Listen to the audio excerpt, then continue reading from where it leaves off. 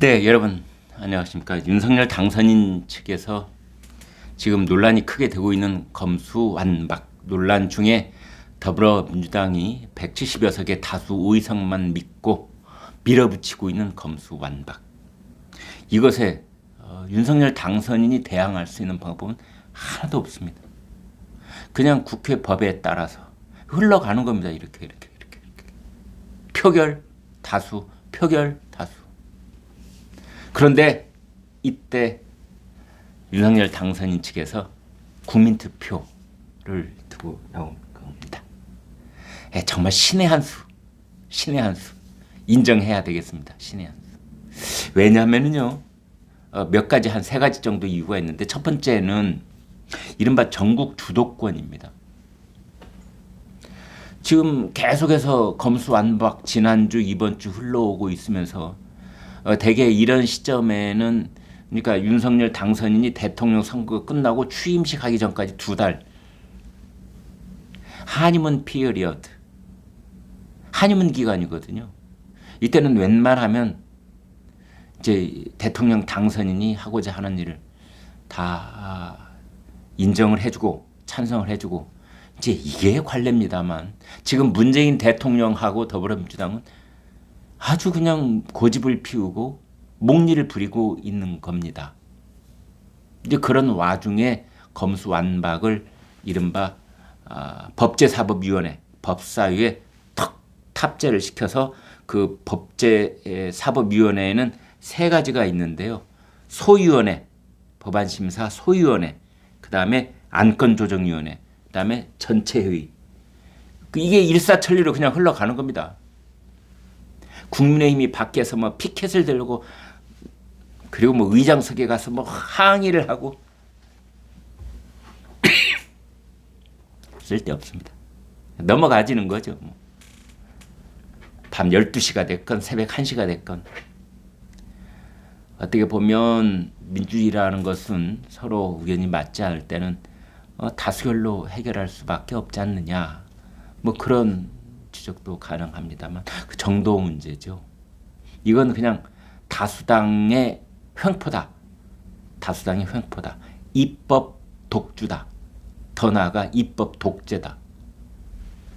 이제 그런 얘기를 들을 수가 있고, 이런 상황 속에서 5월 3일까지, 그리고 이제 그 이후에는 또 청문회, 또 청문회가 이미 시작됐죠, 사실은. 그러니까 민주당이 한 손에는 청문회 칼, 한 손에는 검수완박 칼, 이걸로 전국을 자기들이 주도하고 주도권을 쥐고 있다고 생각을 한 겁니다. 그때 윤석열 대통령 당선인이 폭탄을 하나 던진 겁니다. 국민투표에 부의해보자. 국민투표에 붙여보자. 왜 이것이 폭탄이냐? 민주당 쪽 반응을 보면 알 수가 있습니다. 민주당의 이른바 입 있는 자들은 벌떼같이 일어나가지고, 국민 투표라니 이게 말이 되냐, 이건 유연적 발성이다, 어쩌고저쩌고 그 하고 있는 이유가 뭐냐면 당하고 있다는 뜻입니다. 패닉에 빠졌다는 뜻입니다. 더불어민주당 문재인 대통령, 너희가 170여석 다수당을 믿어? 내 뒤에는 국민들이 계신다. 당신들 뒤에는 170석이 있는지 모르겠지만 내 뒤에는 5천만이 계신다. 이런 겁니다. 그래서 민주당에 끌려가고 있는 그런 판도에서 딱 이거에 이제 벗어나게 되는데, 지금 뭐 국민투표법 제14조 1항이 불비한 상태이다. 그게 이제 법안이 무효화 처리가 됐는데, 거기서 개정안을 국회가 그동안 안 내놨기 때문에 이제 지금 가지고 있는 그 국민투표법으로는 국민투표를 실시할 수가 없다라는 의견이 있는가 하면, 아니다, 그거 아무 관계 없다. 그냥 국내 거소 신고를 하지 않은 재외 국민들, 아니 그 투표인 명부를 그냥 만들면 된다. 뭐 이런 얘기들이 첨예하게 부딪히고 있는데, 그것과 관계없이 국민투표에 붙이자라고 하는 제안은 일거의 블랙홀이 된 겁니다. 두 번째는요, 6월 1일 지방선거입니다. 민주당의 전략은 뭐였느냐? 청문회 의혹, 검수완박의 그 결과 이걸 갖고 6월 2일까지 간다였거든요. 검수완박은 5월 3일 날 끝내고, 그래서 검찰에서 중요한 수사권, 칼 이걸 다 뺐고, 이제 그런 상태에서 그러면 뭘 가지고 6월 1일 지방선거를 치르느냐? 윤석열 초기 내각, 그 청문회와 청문회의 파행과 그 다음에 청문회에서 드러난 일부 이제 후보자들의 비리 의혹, 부정 의혹, 그런 것들을 계속 이제 침수봉대를 해가지고 그걸 6월 1일까지 잘하면 끌고 나갈 수도 있다.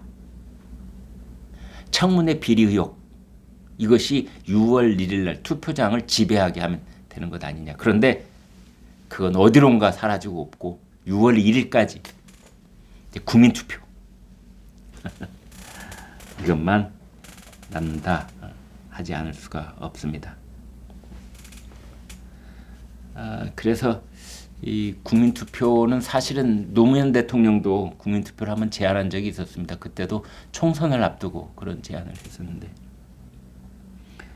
제가 말은 뭐 정치 구단이고 신의 한 수고 뭐 이렇게 이야기를 좀 재미를 붙여서 말을 합니다만, 실제로는 윤석열 대통령 당선인으로서는 그만큼 절박한 겁니다.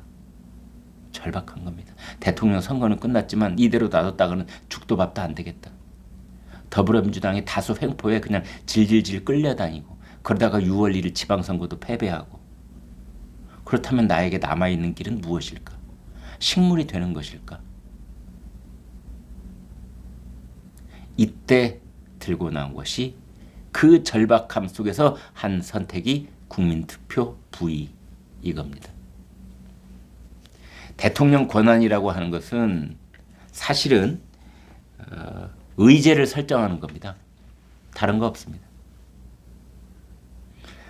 대통령의 권한은 뭐 여의도 국회에서 뭘 표결을 해서 통과시키고 저지시키고 이런 거에 대해서 직접적인 권한이 하나도 없습니다.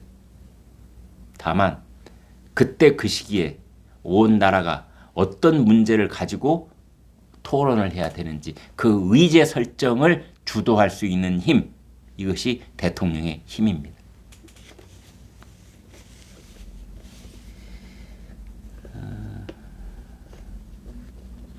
어떻게 보면은 문재인 대통령이 이제 기타 역대 정권에서 물러나는 대통령과는 전혀 결이 다르게 윤석열 대통령 당선인이 하고 있는 대통령 집무실 이전, 이거에 대해도 반대한다고 그러고, 뭐 그동안 그렇게 사면 얘기가 나왔는데 끝까지 사면권을 틀어주고 꼼짝도 안 하고, 정말 있는 애는 다 애를 먹이고 그렇게 떠날 것으로 이제 보여지는 상황인데, 이것을 일거에 타개하고 나선 것이 국민투표다, 이렇게 볼 수 있겠습니다. 그래서 국민투표의 성사 여부는 이제 그건 두 번째가 되는 거고, 첫 번째는 온 국민이 국민투표라는 것이 왜 중요하고, 이번 사안은 왜 국민투표에 붙일만 한 것이며, 왜 이 국민투표는 윤석열 대통령이 당선이 가지고 있는 최후의 선택이자 보루일 수밖에 없는지, 이제 그 얘기가 6월 1일까지 계속되는 겁니다. 그러면 국민투표 어젠다 세팅, 이것으로 승리하는 사람은 윤석열일 것이다. 뭐 이런 얘기가 나오고 있습니다. 네, 여러분 구독, 좋아요 부탁드리겠습니다. 고맙습니다.